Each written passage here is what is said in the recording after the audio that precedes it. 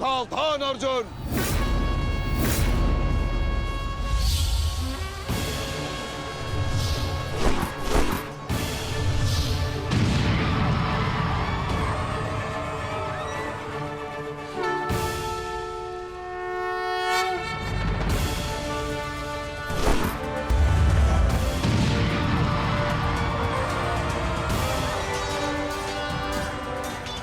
ऋषिद्युम्न, गुरु द्रोण अर्जुन के मार्ग में आ रहे हैं। वज्र के आगे बढ़ने के लिए अर्जुन के मार्ग की बाधा हटानी होगी। जाओ, जाके अर्जुन की सहायता करो।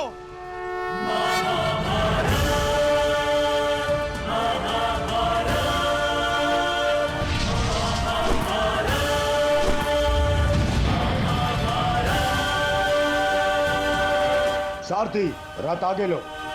युवराज दुर्योधन, यदि युद्ध के सारे निर्णय तुम्हें ही लेने हैं तो मुझे सेनापति बनाने की क्या आवश्यकता थी? ऐसा मैं इसलिए कर रहा हूं पितामह, क्योंकि आप कौरवों के प्रति अपना कर्तव्य निभा नहीं पा रहे हैं। आप यहाँ मौन रहने के लिए नहीं, कौरव सेना का नेतृत्व करने के लिए आए हैं।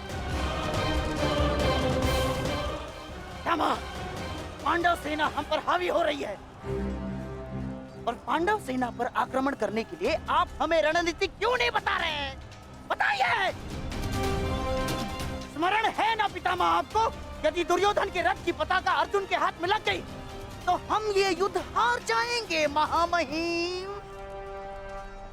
हार जाएंगे। कुछ कीजिए।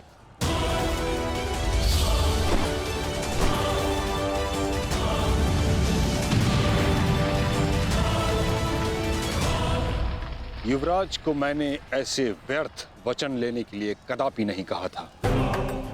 अब युवराज दुर्योधन को इसका परिणाम स्वयं भुगतना होगा। और रही बात मेरे आदेश की, तो अभी आक्रमण में समय शेष है। ये कैसी बातें कर रहे हैं आप? इसीलिए मैंने आपसे कहा था कि हमें पितामह से अधिक मित्रगण की आवश्यकता है। अब देखिए क्या स्थिति हो गई है हमारी।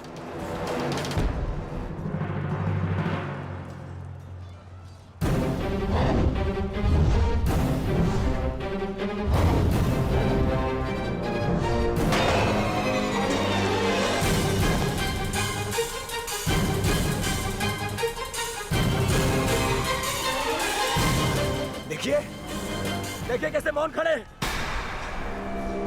ऐसे ही चलता रहा ये तो हम शीघ्र ही हार जाएंगे।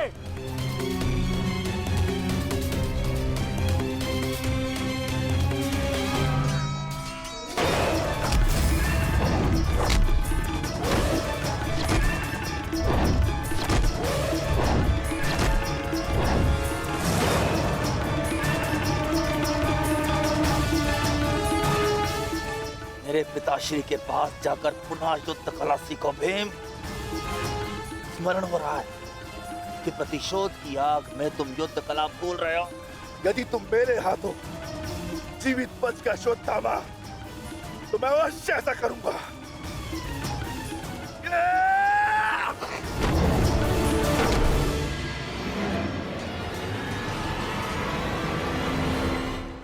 गुरु द्रोण को यहाँ से मैं संभालता हूँ। अर्जुन, तुम आगे बढ़ो।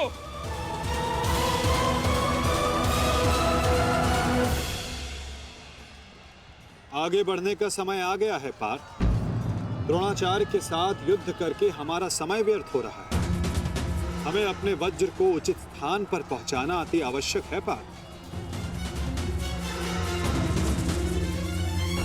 जैसी आज्ञा माता। चलिए आगे बढ़िए।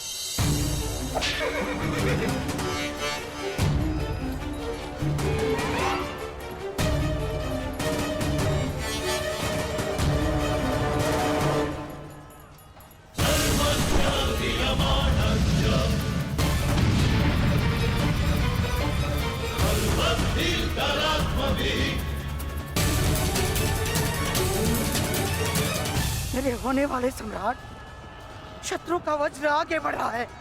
यदि हमने कुछ नहीं किया तो हमारे लिए समस्या उत्पन्न हो सकती है।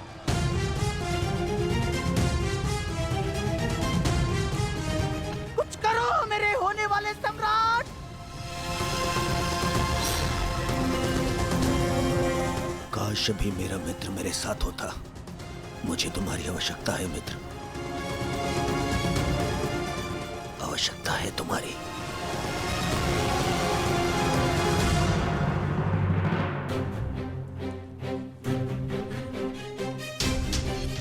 ये कैसी अनुभूति है?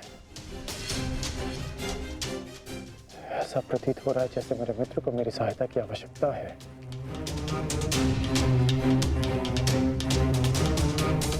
मुझे क्षमा कर दो मित्र, जब तुम्हें मेरी सबसे अधिक आवश्यकता है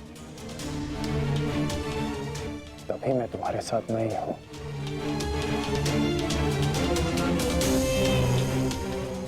सैनिक,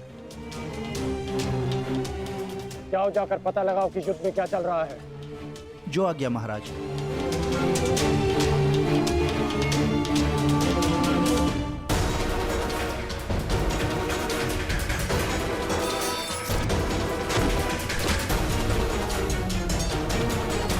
शत्रु बहुत निकट आ रहा है, बहुत निकट आ रहा है शत्रु।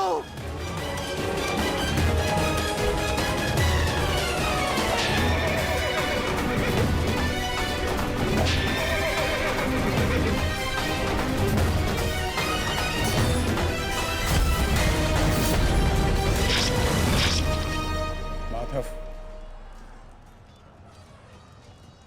वो रहा दुर्योधन। उसे बंदी बनाने का समय आ गया है।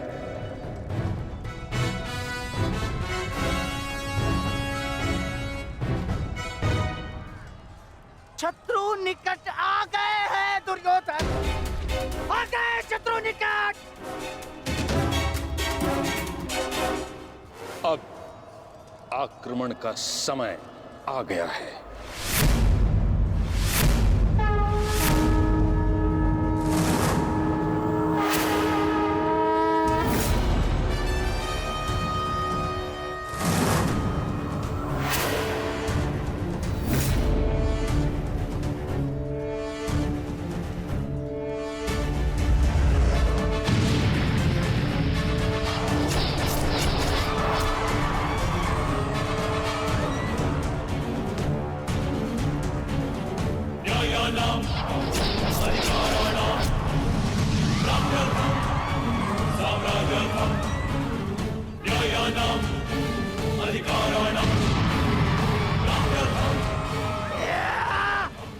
आओ, आओ मेरे प्यारे बांजो, आजा।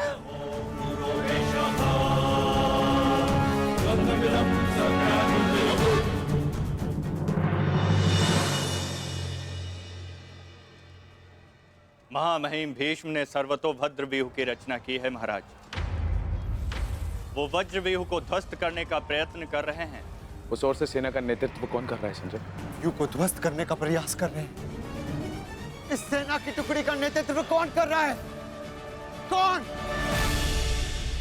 वज्र पर चारों ओर से आक्रमण कर दिया गया है।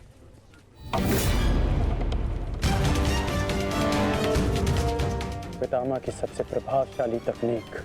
और जो व्यूह का नेतृत्व कर रहे हैं वो हैं? मैं जानता हूं।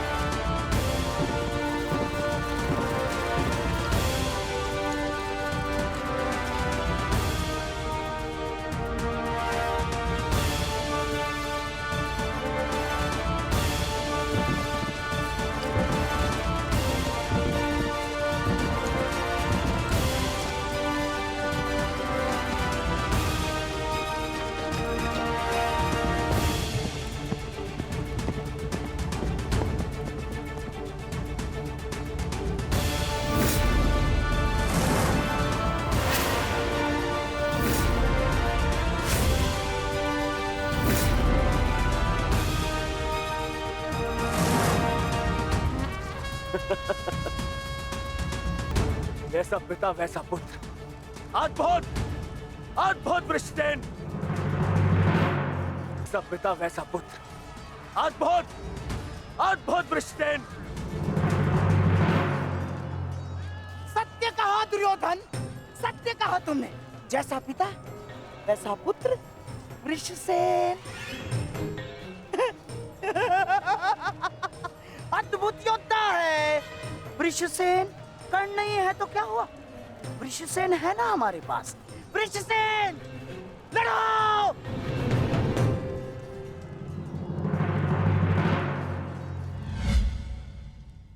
सर्वतोभद्र व्यूह के विषय में जानते हो?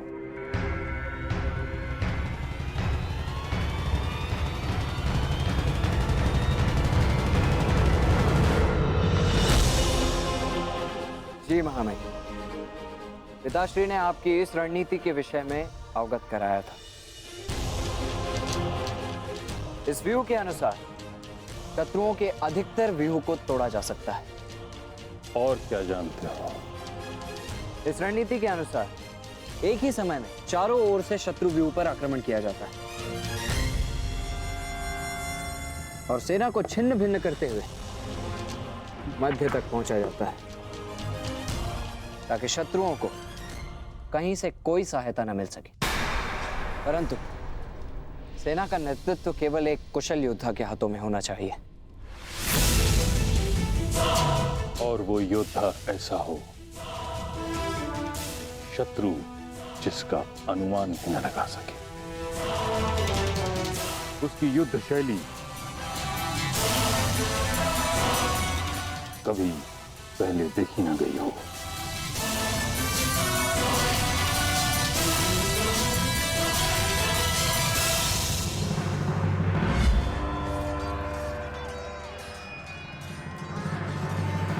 आक्रमण करो वत्स।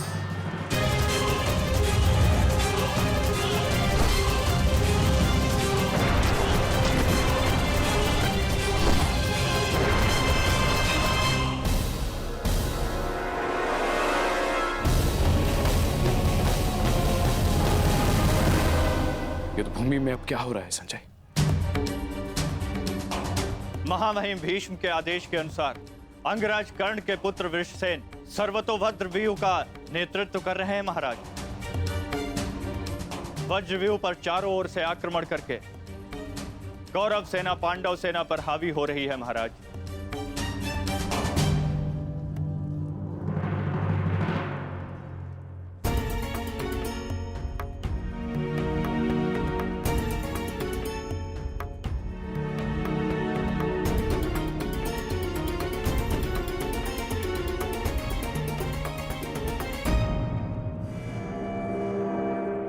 जब तक मैं युद्ध भूमि में हूं तब तक कर्ण युद्ध भूमि से दूर रहेगा।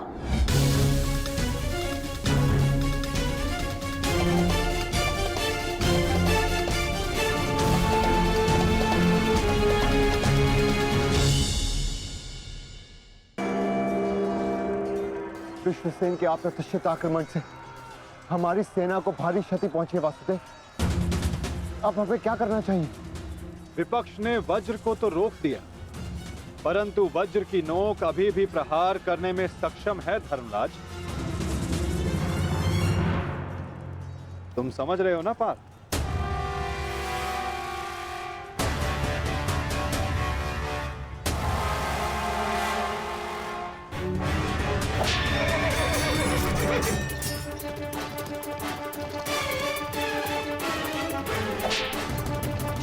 ये क्या कर रहा है? तुम्हारी मूर्खता का लाभ उठा रहा है दुर्योधन। अर्जुन वज्रव्यूह को त्याग आगे बढ़ रहा है।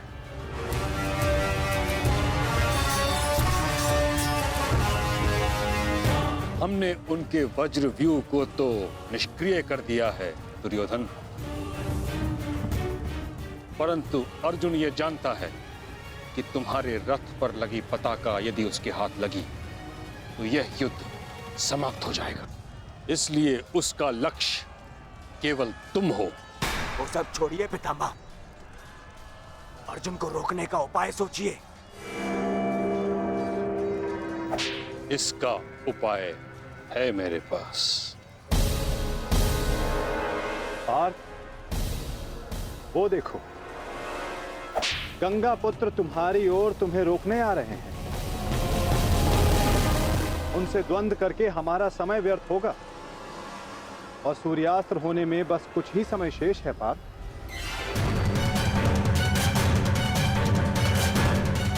गंगा पुत्र का तुम्हारे मार्ग से हटना आवश्यक है।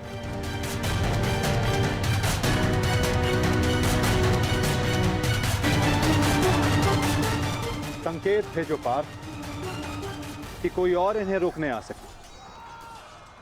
शीघ्रता करो।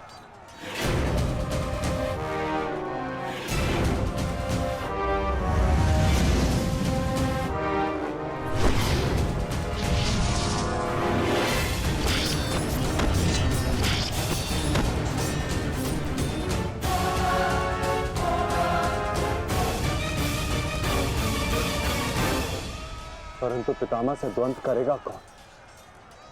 जब योद्धा समक्ष प्रस्तुत होगा तब आपको ज्ञात हो जाएगा धर्मराज।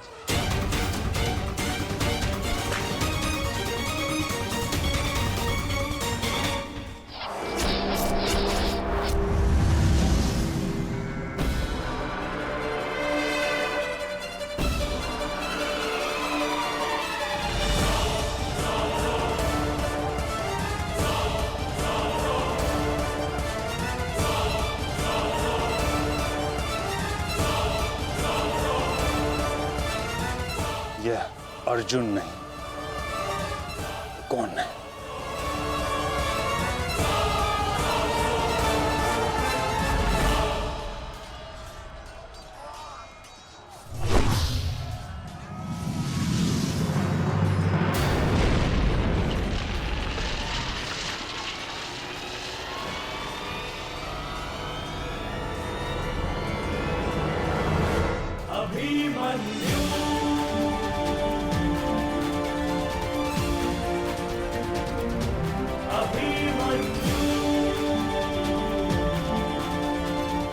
अभिमन्यु?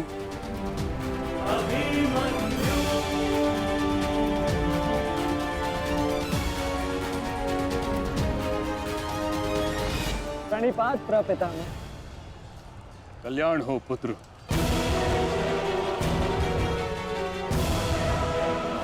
किंतु क्या अपने ही प्रपितामह का मार्ग रोकना उचित है? मैं तो केवल अपने धर्म का पालन कर रहा हूँ प्रपितामह। वही कर रहा हूँ जो मेरे पिता ने अपने पितामह से सीखा और जो मुझे सिखाए। उचित कहा पुत्र। यह युद्ध ही ऐसा है, यह भूमि ही ऐसी है। यहाँ द्वंद्व के पालन हेतु अपनों के साथ ही द्वंद्व करना पड़ रहा है। मुझे तुम पर गर्व है कि तुम परम निष्ठा और साहस से अपने कर्तव्य का पालन कर रहे हो, किंतु ये मेरा दुर्भाग्य है कि तुम मेरे साथ नहीं, मेरे विरुद्ध हो। और इसी कारण आपके प्रहार को रोकना मेरा कर्तव्य बन जाता है प्रपितामह।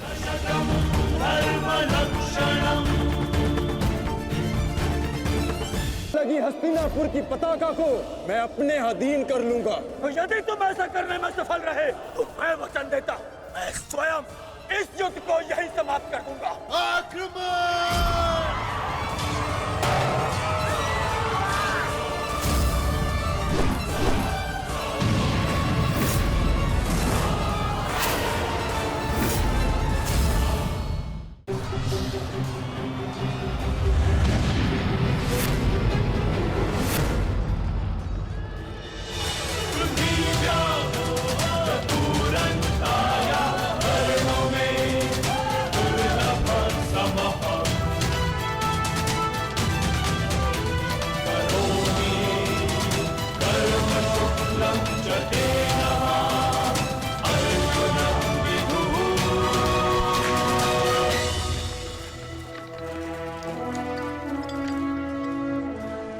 गुरुदेव,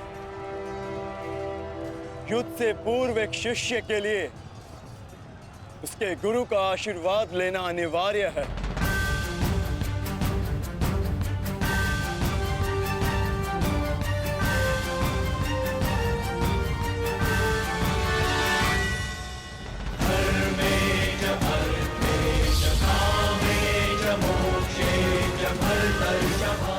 मेरा आशीर्वाद सदैव तुम्हारे साथ है अर्जुन।